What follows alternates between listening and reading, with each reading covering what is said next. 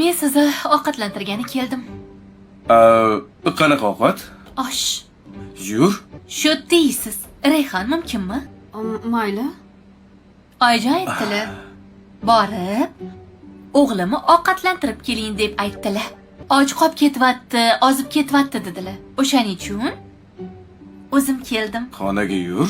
Xo'sh, shu o'zim yediraman. Xonaga dedim. Shh. Siz oshni yoqtirmasdingiz-ku. Osh damlab bering desam, boshqa ovqat yeylik degdingiz. Meni oshimni yaxshi ko'radilar, de Rayhon. Yo'q, men oshni yoqtirmayman. Hammali ovqatni yaxshi ko'raman degandilar. Sizga hali osh damlab bermadilarmi, Rayhon? Yo'q-da.